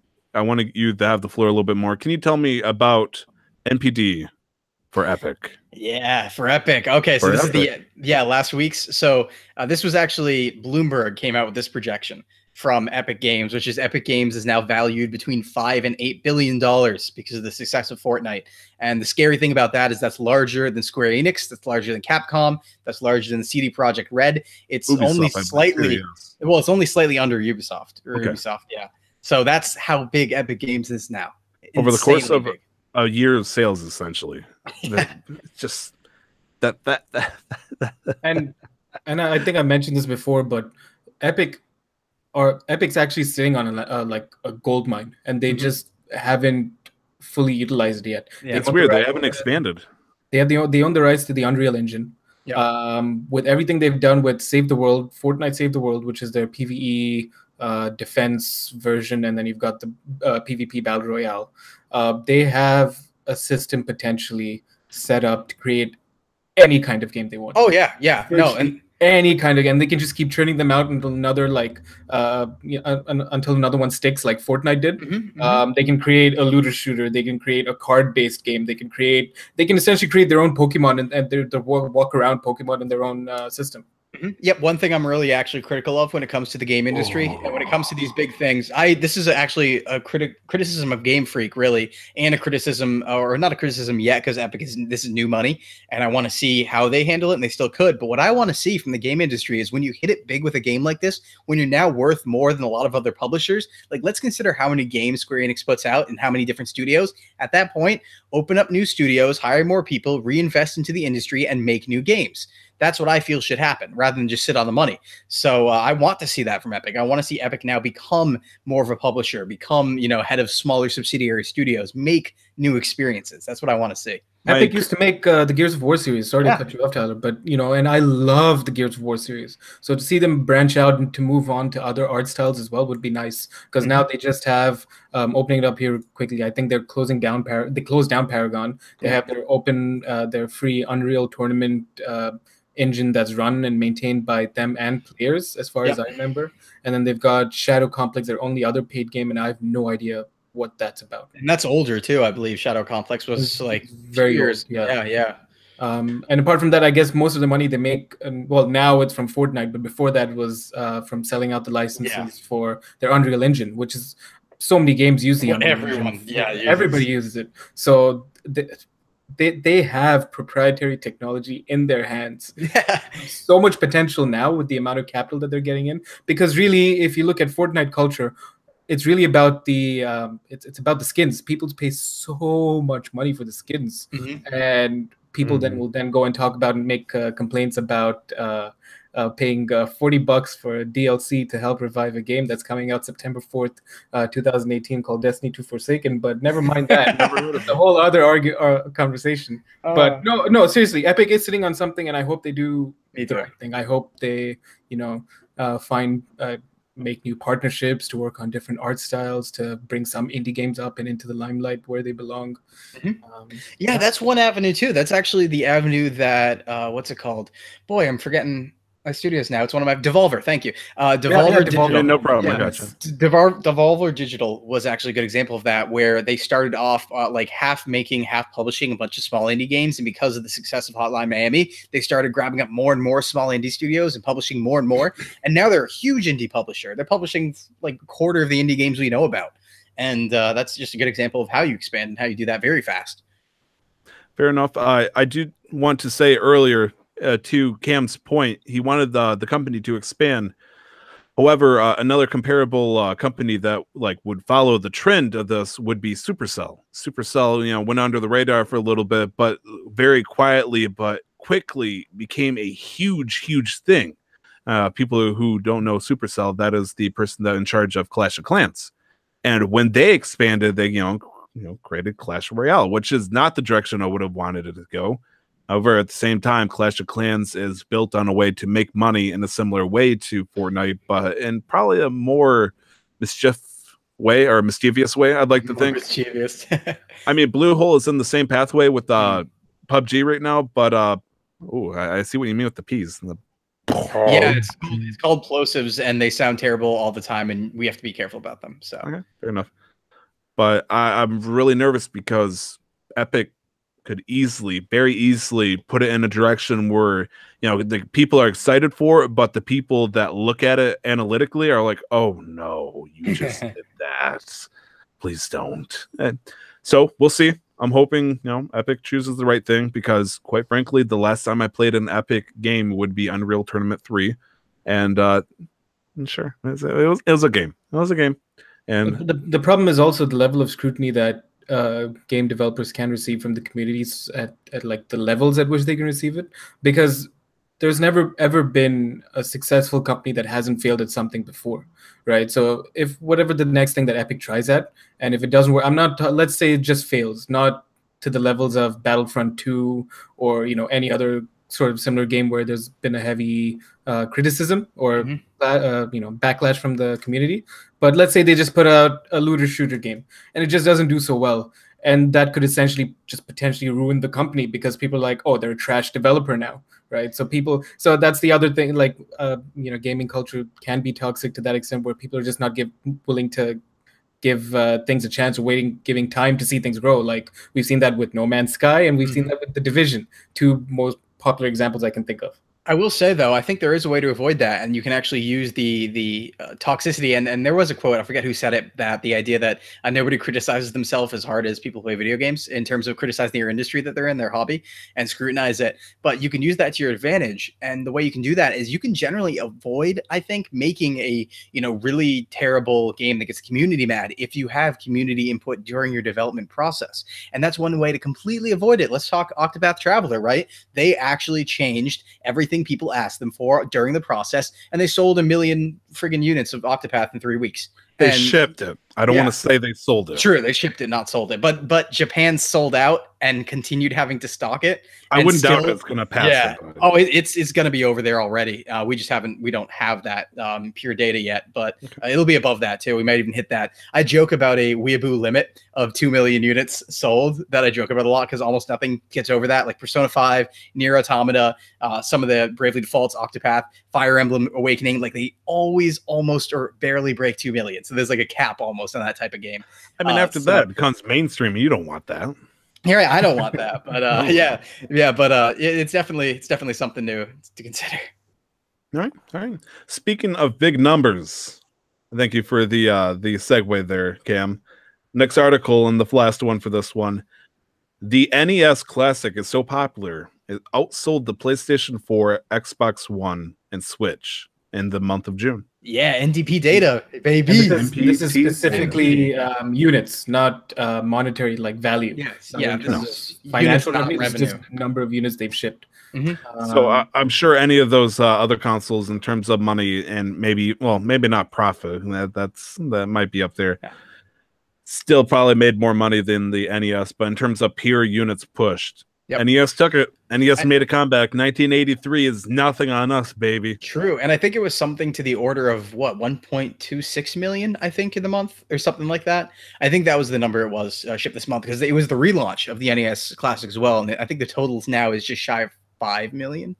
You know, this article doesn't appear to actually say it. No, it doesn't. Okay. It's heartbreaking. Yeah. I had it elsewhere, so fantastic article. Thanks, Verge. I know, right?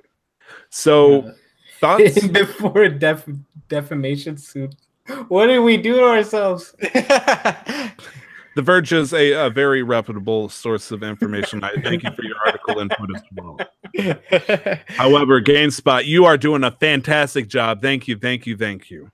Yeah. Anyways, I'd like to go to the topic of the show, cover it, maybe not real quick, but somewhere in that field, because I have a feeling that this is gonna be another long episode. Oh man.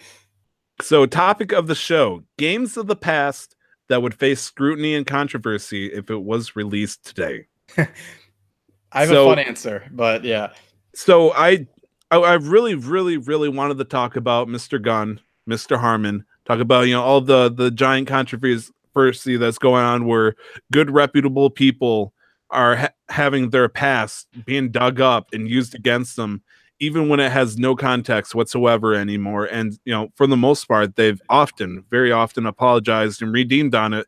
Why they didn't delete it, or maybe they couldn't cover all the tracks of evidence being disappeared off the map because there was somebody from 10 years ago who's like, I'm going to save this just for the heck of it and sell it for $20 to the nearest, liberal in, 2018. But like I said, I didn't want to talk about it. So let's find a video game version. I wanted to talk about video games that I knew that would have came out, say 20 something years ago that, everybody thought was a great game. But they think about it, I was like, oh man, if that came out today, that would not fly whatsoever. So we got a huge list. We were not going to be talking about them, but we are going to be talking about them, but not all of them. Is there any particular games that come to mind right now that you would think that would not fly without heavy modification in 2018? Here's the thing, right? So the question it's tough, right? Because I think the question or the answer to this one is all of them and none of them. Right. And the reason why I say that is because these days, it completely depends on if people care or not, or if people want to scrutinize it or not, because plenty of things will get released that, or any of these games, for example, right? If this was like an indie Vita release and fell under the radar, they'd be fine and come out, nobody would care.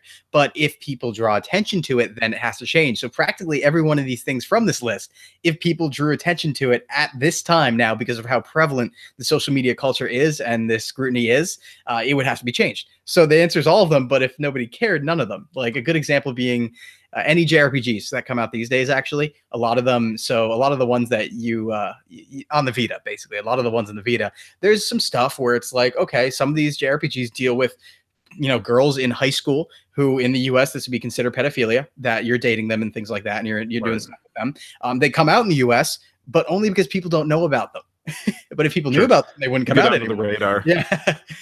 And plus, you got games like South Park that constantly push the boundaries of, what is acceptable and what isn't. So the question is, though, a game like during that genre, maybe like a kid-friendly game that had some questionable things. Maybe you shouldn't talk about it. Like in my head, for example, Moonwalker. Thank you to Kevin Austin and Caro for talking about this. Moonwalker, you're playing levels where you're traversing platforms while saving children. And, with the heavy controversy that came on many, many years after this game came out, if Moonwalker were to come out today, whereas, it depicts Michael Jackson running around and saving a little children, might receive a little controversy. I think it might get a little bad, a little too rough.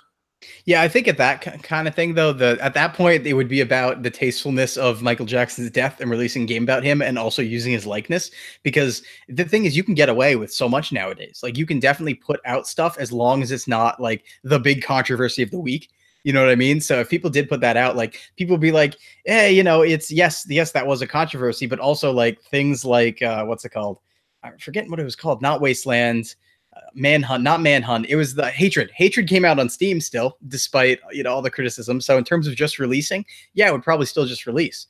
Okay. Even the school shooter simulator game was, I think, on Steam for a little bit too. So, I have not heard about that. That wow. Okay. Yeah. So in terms of just a pure release, anything can get out there, but whether it'll be taken down afterwards depends on how much attention is drawn to it. Really.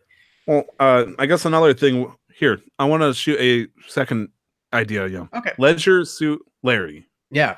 Came out for I remember specifically like PS2, Xbox, original OG Xbox era.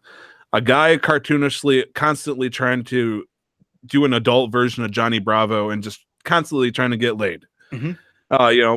As a hentai game or something like that, or as a porn game, it would be fine if it got released in 2018. However, this is being released as a mainstream game. How well do you think that would fly? That's the thing, right? I mean, if we're talking just about physical releases and releases on consoles by publishers, we still see that sort of thing these days. So I think it'd be perfectly fine.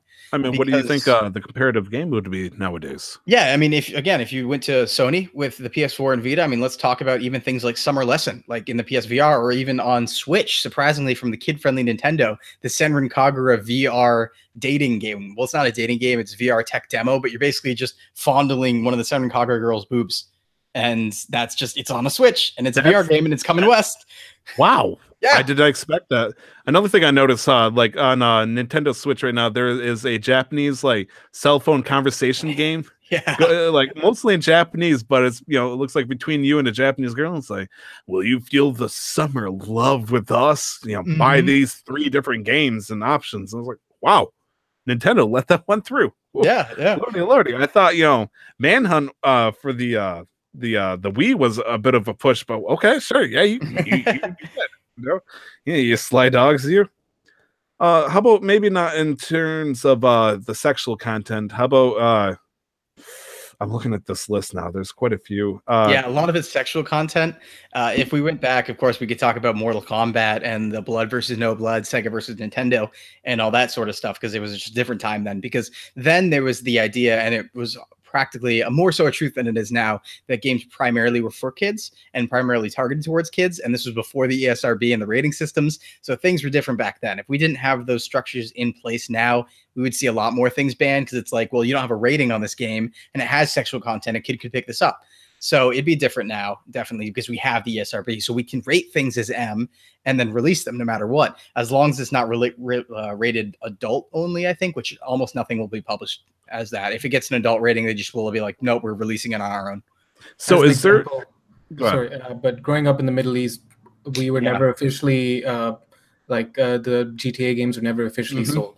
They were either pirated copies that people would get off torrents, or where they'd changed out the optic reader on the PlayStation, so you'd be able to play fake games. Yeah. I never did that because I believe that and I still do to some extent believe that's blasphemy and you should never do that. But I wasn't gonna start criticizing and discriminating against my friends for doing all of that, because that meant they could get like hundreds of games for like a fraction of the cost. But for me, I'm like, no, I'm gonna get these games properly. I'm gonna not do that to my. Anyways, that's this. I'm digressing. But yeah, no, I never played any of the GTA games. Still haven't played a single GTA game because they were just never available, and I never went the route of getting them illegally. Yep. That was actually one thing. So I've looked a little bit into this, because I was, of course, talking from a US perspective. But if you do go to the Middle East and anywhere, really, a lot of different countries, China, a lot of games are banned as well. I know famously Australia. In Dota.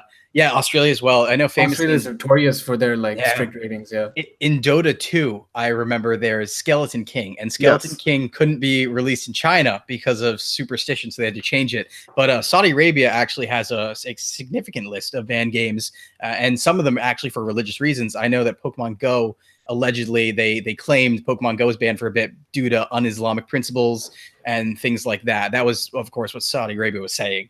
But yeah, Saudi Arabia has an extensive list because they have, content on sexuality sometimes won't get released. As you said, extreme violence, impact violence, it looked like, in this case of GTA, things like that. So it depends on where you are around the world, too. Yeah, it's a lot more lax now back home. And also, just as a quick mention, nobody really, like Saudis, like the uncle that nobody really wants. We try not to. We try not to listen to them, but no. Back in the UAE, it's a lot more lax now. Things are set up a lot more properly, where it's like, oh, proper age ratings, things like that. But some games will just never see the light of day in those countries. But some games make it through, like The Witcher 3. So yeah, it's complex, because also when I think about controversial games being released now, I think about Modern Warfare. I think the first one, where there were some not so accurate depictions of how things were in these different countries that they were visiting. Right. So I recognize that it is fiction. I recognize that it's set in a fictional place and they can do what they want. But to some extent, when you're creating a game like that, where it's to some extent hyper realistic, you want to make sure that you're depicting things realistically, right? You are creating this world for your consumer. So creating things where you're pushing a particular, maybe it seems like you're pushing an agenda because you happen to put this picture in the wrong place that's saying the wrong thing, but you didn't know what the translation was, which seems ludicrous to me, because if you're making a game with foreign languages, you have to know what's happening, what those things are saying. Well, that's the thing. If you put something in a game, you have to put it in. It isn't just hiding there, right? Somebody put it in there. So there is that. But yeah. Muslim chanting in the Fire Temple. Right. That is one. There was one. There was the Islamic chanting in the Fire Temple, I believe, for Ocarina of Time. And there's 3 different versions of that cartridge. So you can still find the original version as well. Oh, yeah. Yeah. But yeah, it depends where you are in the world, too. Is there any topic that you can think of that would almost universally be considered taboo to be put into a video game? Yeah, violence against children, sexual content with children, school shooting. Yep. I mean, you just told me that a game, School Shooting Simulator, exists. Yes, it does. And it was, I think, released on Steam for a little bit. It's not there anymore. So it was taken down, but it did get out there. That there is hope for humanity. It did get out there. There's a new one that is being developed this year. It's called Standoff. It's by a developer called Revived Games. It's a Russian video game developer. His name is Anton Makarevsky. Brings up some stereotypes I would rather not have related. The game depicts the school shooting and allows players to take the role of either the active shooter or a SWAT member responding to the event. Wow. I mean, I would like to use that maybe one time just to show a demonstration of, the reality that's going on right now with stuff that's happening over in our country. But as a game for kids or even adults just to play nonchalantly, that would be just the fact that it exists. That's messed up. For me, I think I'm actually going to take a controversial stand on this, where I think it really, for me, depends on the intention. Because if I want to consider video games an art form, I have to also, of course, allow for the art to depict whatever. And so a good example being where art of school shootings, depicting school shootings is, as a social criticism is allowed. So if the game took that angle, I think that would be completely fine. It's definitely not tasteful if you do it for fun, but I'm also fine with it releasing. I mean, my whole subject would be, would it receive heavy scrutiny and controversy? I think it would. It probably, wouldn't even come out on a major platform because everyone would, I'm not saying the president would sign, a bill, an executive order saying, banning this game from Steam or whatnot, or God forbid, Gabe Newell does it himself. But I'm just trying to think if there's any other, there's a lot of subjects, but even stuff like torture in Grand Theft Auto 5. That's but also, as Cam pointed out, it's really about people just finding issues for no reason because video games were meant to be for kids. But I'm going through the list in my head right now, or at least the small list that I have, and really violence has always been a part of video games. So even stuff like Manhunt will have criticism, but these are people who are looking at it from what are the kids gonna think, or think about the kids, but it's not made for kids. It's clear it's being made for a particular kind of audience who enjoy these kind of games. It's made for people who like horror, who like these gory games. So that's also the problem. It's the context of it. The one funny thing. Oh, sorry, Tyler, you go. No, go ahead. Okay, all I was gonna say is the one funny thing is that I've noticed, and I thought about this a lot when I did the violence in video game special, which is we have to just realize, at least it's not something that we have to agree with, but I think it's something that everybody should consider, which is fun to consider just from an entertainment standpoint, is that we're very much in that group that plays those games, not necessarily those games, but plays, violent video games and that sort of thing. Right. And it's a completely different story because we're so desensitized to that. It's such a different story for somebody who doesn't play video games to come into video games, like you're, an aunt or something like that, and be like, I can't even imagine shooting people like that look so realistic in this game. That's ridiculous, and it's so commonplace for us. So it is fun to consider the outside perspective, what it looks like from the rest of the world looking in. Maybe we're the crazy ones, right? Yeah, no kidding. Like, just imagine somebody watching us play that mission in Modern Warfare. I think it was Modern Warfare 2. Yeah, no Russian. Where you shooting into the people at the mall. It's like never touched the game of their life. They watch somebody watch this and laugh at it. I could only imagine the look in their, or the thoughts in their head, like, holy crap! Oh yeah, no, it's bananas. Like, to put up like a fun, not a counter argument. Very nice for the video listeners. Nick just flipped us off while cleaning out his eyes. He gave us a double. Very, very classy. See, now I've lost my train of thought. Good. Sure, like yes, sure. Aunt Shelly is probably horrified that you can shoot all these people for no reason, but she'll have no problem running over a person to get a good deal at a TV on Black Friday. True that. In real life. True that. And I wanted to say this. I almost went to my slow, deep voice, but thankfully I picked back up a little bit. Anybody? I was about to go back into my slow, deep voice. It's gonna get a little political here. Anytime in real life, in any statement, especially when it comes to video games too, if I hear the phrase "for the children," I turn off immediately because it's like, you are not thinking of the children. You are thinking of one of the emotional weaknesses you can find in a human psyche by mentioning the children. And therefore, you're trying to use underhanded tactics and trying, I understand that when you're trying to make an argument and you're trying to apply to people's emotions versus facts, you're going very, very under the belt because none of us are fathers. But we do know that I'm gonna say maybe I got a secret I don't want to talk about just yet. The shaved head is for my other. Anyways,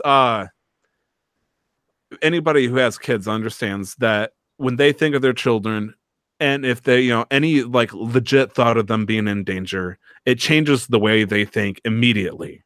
Like just unconditionally, you start thinking like, I gotta protect this kid. Unless it's the third child, then whatever. But yeah, I mean, once again, by that point, you're just exhausted. You're just like, well, whatever. These first two are going to be fine. Yeah. If they're able to start walking out, it's like I can make another. Come on, but for real though, I understand that because it's also very much hypocritical when all they want to do is focus on video games because there is so much else that's happening. If people were to take such a hard stance against pornography, against the news reporting like war, not forget whether they're doing it right or not, but the fact that they're reporting and showing scenes of war zones on TV, like kids are gonna find out anyways. You can the more you try and like shelter and close them off, the harder they're just gonna try and break out and find out everything that they want to find out.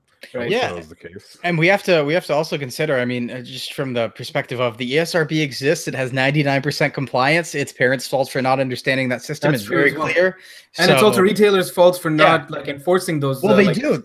That's the thing. That's what I'm saying. The ESRB has 99% compliance from all stores retail, and all retail stores have random checks. So one of my buddies is an SGA at a GameStop, and I talked to him about in depth, and he was saying basically the frequency of the random checks they'll have people come in who look like kids and have them try and buy an M game to see if they'll ID check them. And if you don't ID check them, you're fired on the spot.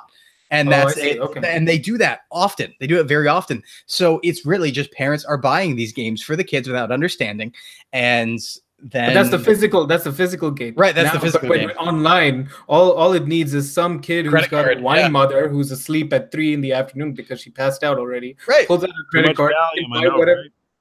Well, that's Steam. That's right? their fault. They need to secure their credit cards. Like the enter your birth date check. That I've been bypassing that since I was 14. True. Right? Yep. So there's no security. So let's start talking about that before you're like, all right, now we can take a look at video games and see what they're doing to our culture. And without getting too much into detail, there have been plenty of studies that have shown that they've not really done much. Or like, okay. Oh, did we lose everybody? No, you got me still. Oh, okay. No, okay. We lost Cam again. Okay, sorry. I was looking at Cam, and he has this most beautiful hand to the chin smile. Like, gee willikers, mister. Talking about violence is so fun. But the problem is purely, is when people focus, all right, this is something bad that's happening, right? And people will focus just on the one thing, right? And it's never always just the one thing. There's always a bunch of factors around it. And so you have to look at all of these things and get a clear understanding what's happening before you be like, all right, this is what's happening. This is what we need to change. So rather than going straight away like video games are bad, we should remove all the violence. That's probably not the only answer to it. You probably have to have like a lot more stricter checks. I did a paper this semester about how smartphones are destroying a generation. So I'm a little bit fired up when it comes to being like, all right, it's only the smartphone's fault, because there are plenty of writers out there who are like, the smartphones are to blame everything. Smartphones this, smartphones that. Well, you have to look at also the parents who are influencing these behaviors, right? Because kids pick up habits from their parents, and parents are just like older people are just as much addicted to their smartphones now, right? And what can you say about like newspapers and like TVs and books? People would still spend subway rides, sitting in coffee shop, reading newspapers, books, and they're still being antisocial. Does that mean that books are to blame about people feeling lonely and antisocial, not being as Preach it, Nick. Preach it. You are saying the good word. Like that, I hear nothing but truth coming out of your mouth. I mean, I think that smartphones are great, personally. Like smartphones, they're like just like any other tool. It's there for a reason, and it's how you use it that defines like what that tool becomes. This tool has the repository of the entirety of humanity's information at your fingertips. Like, if it worked in the past, this could conquer countries. Like, seriously. Pretty much. It's the same thing with video games. Like, you have them as a source of entertainment, sure, but now you have people building careers on them, right? And it's just a change of generational trends, and people are just having some resistance in accepting them. Yeah. Speaking of, I just want to talk real quickly about mobile. I know this wasn't a news topic, and I don't really want to talk about this company anymore, but Epic decided to make a quick change with how they're going to handle with their phone games. They're no longer going to be putting their app out through Google Play anymore, and decided that they're going to have it put out and downloaded through their own website. Yep. Which is a huge jump. Yep. And guess what? They can, because they're Epic Games and have Fortnite. So they're one of the biggest companies right now in terms of being talked about. So it's like they're partner, not partner necessarily, but they have Ninja, who plays their video game, and he just broke 10 million views on Twitter. Yeah. Followers. And he's the only professional gamer to have done that ever. And the amount of money he's making them, he's a fantastic guy as well. He works hard. He's been doing this for 10 years. He used to be a professional. He screeches wonderfully. I just personally don't like his style when he streams, and that's just a me thing. He stopped. He does things. He's now knows his audience. He stopped swearing as much on streams. I think he's cut it out almost completely, because he understands that kids are part of his biggest audience. So he's catering to them, and he's just a good guy all around. And Epic are making good money. I think they have to recognize the partnership that they have right there, and also gaming is now entering a new stage in terms of publicity. Yeah, it started all those months ago when Ninja played with Drake, and it's just going to keep rolling now, because conferences are just getting bigger and bigger, and people like Ninja are just getting bigger and bigger. Yeah, I mean, it's the future. It's the inevitable future where, and it's going to be a very interesting future, but it's when we're going to actually have like 3 generations of people play video games, and just it's going to be a thing in the far future that everybody has done, everybody probably still does, and that's just going to be a. We talked about it actually, I think a few weeks back, where we were saying that the gaming revenue in this past year eclipsed movies, it eclipsed music, it eclipsed books, it eclipsed everything. It was the biggest form of media in terms of revenue. So gaming makes the most money. It's a major cultural force, and it's just going to get bigger. Yeah, because as compared to movies, books, you can interact with it and you can do things. Sorry, Tyler, you wanted to say something? No. I'm just trying to push it along, but you guys got stuff to say, and I want to hear it.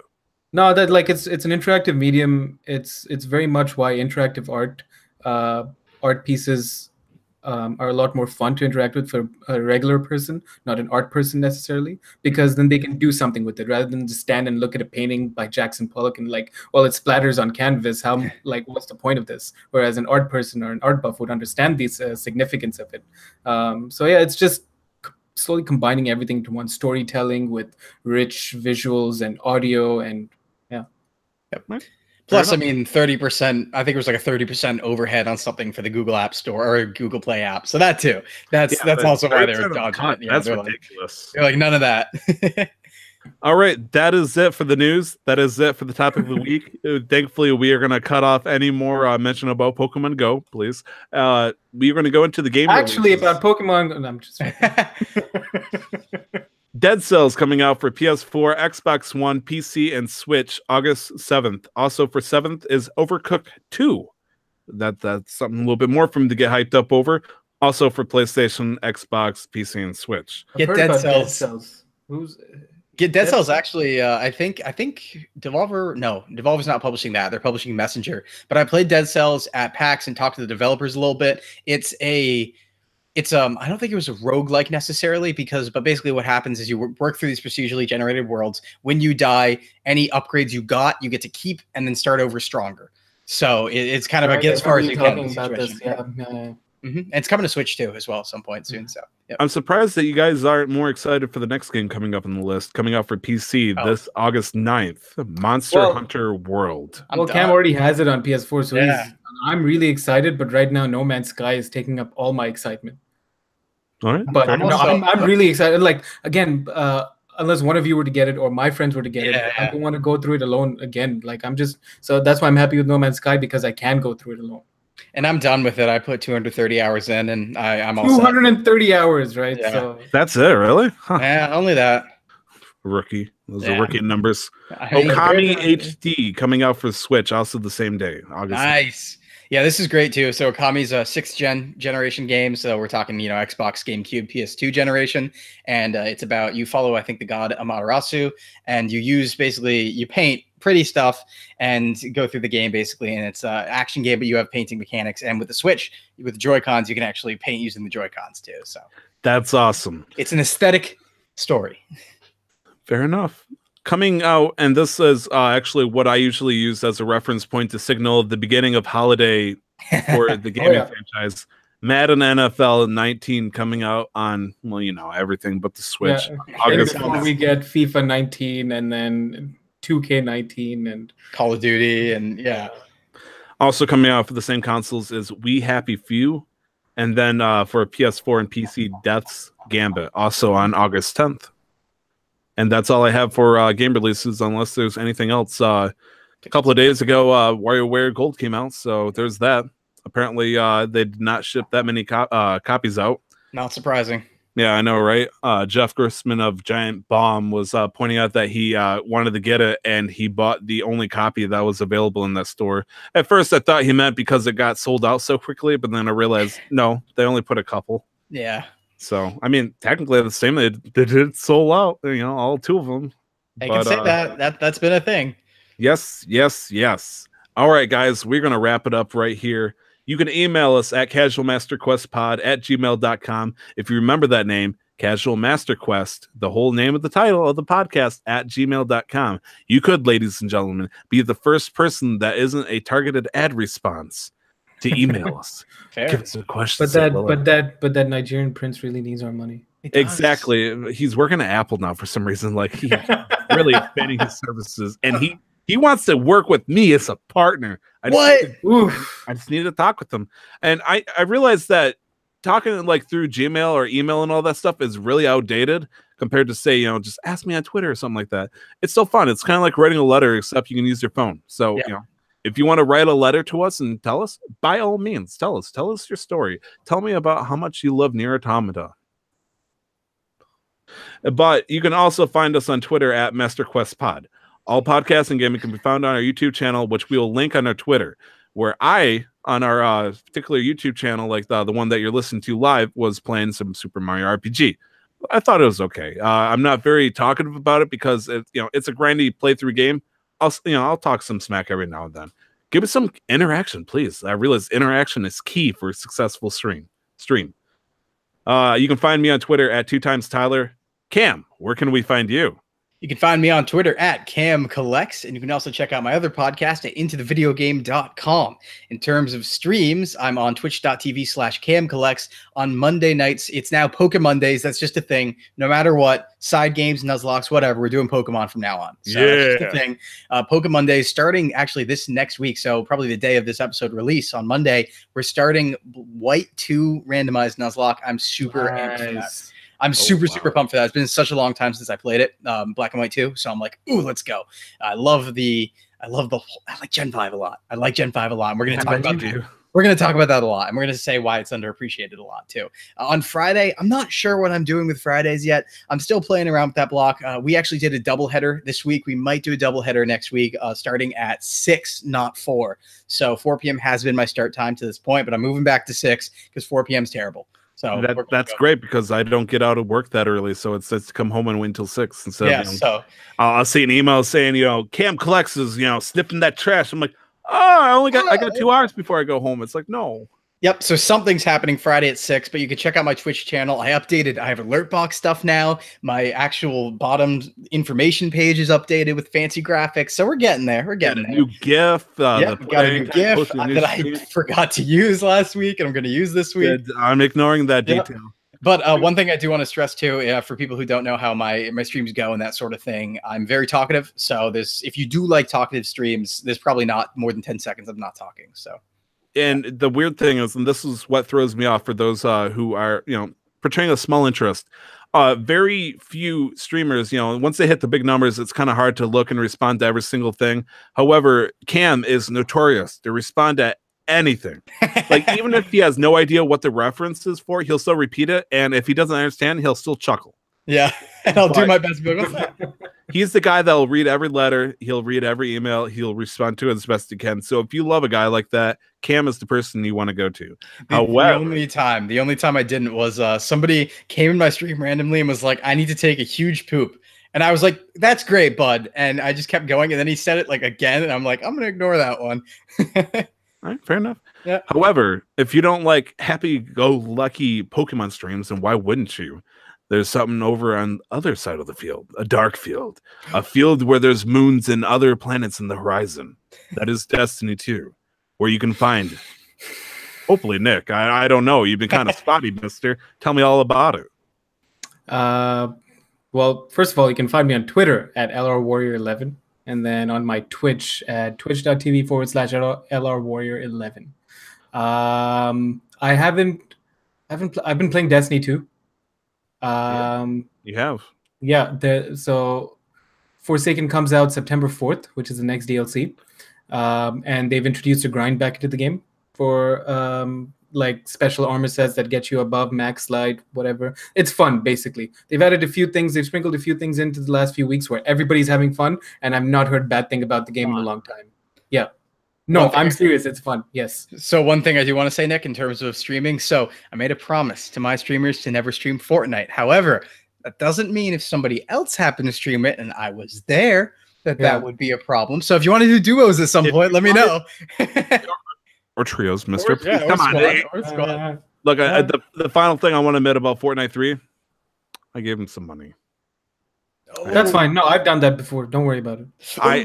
It's weird because I gave them money. Did you buy? I didn't buy anything. I bought it just so, because I know, and I'm very scared of this, that I would like get drunk, wanted to buy this random skin, and then accidentally get like the $100 version. So I was like, just give myself some bucks, get my thing when just like a safety buffer, a financial like safety. Don't spend any more, but here's some money. You can get it. Go ahead and do it. That way I'm not making mistakes. Smart. So like the stuff I was looking at, I was like, they got a 24-hour one, then like a 6-hour one. It's like none of them really look good. So I'm gonna wait until I see one I like. But until then, I'm okay with being random. There's nothing wrong with that. I wanted to stream No Man's Sky, but again, because of the issues, I didn't want to put out something of that quality. So I've just been enjoying it offline on my own. All right, fair enough. That was Nick. That was Cam, and I was Tyler. Well, I'm still Tyler. Identity Crisis. That was Casual Master Quest number 13. I hope you guys enjoyed. Got comfy into the guild hall right now. Unfortunately, it's now time to close, and you can go wherever you want. Closing time. Yeah, take a quest, get out, enjoy the last embrace of the fire. If you want to. Buy a lot of Vita games. Buy a lot of Vita games. Buy a lot of Vita games. For those who are listening, and this is actually a very important announcement I want to put before we shut out. Next week, we are going to be introducing something very different and very new. Sweet. For those who don't know, there was a time where I was a part of Super Goon Squad, which was a podcast that was about video games and very, very vulgar. Cam's podcast Into the Video Games isn't like ridiculous, but they're not afraid to drop a couple of words if they need to. However, with Play Some Video Games, I got raised into a family-friendly Christian podcast, as one should, and I realized that there's a way to that. There's a reason for it, and it's enjoyable. However, when I'm doing it myself, I realized I really enjoy swearing. I like to say a couple of things that maybe you shouldn't when you got children around. So what we're going to do, we're going to introduce what is called the Nightclub. Podcast, usually, I'm going to have to change this soon because every podcast is usually about an hour and a half. We're getting kind of long in the past few ones because we keep filling it up to the brim with all sorts of good stuff, and that's fantastic. At the 45-minute mark of every episode from now on, you're going to start hearing this jazzy saxophone music. I don't know what it is, but I will find it. You'll start hearing it, be like, oh no, what is that? As soon as it hits the 45-minute mark, we are going to enter nightclub mode where anything is off the table. So for you, the listener, you're going to enjoy, the first 45 minutes. It's going to be exactly what you want. You want family friendly and whatnot.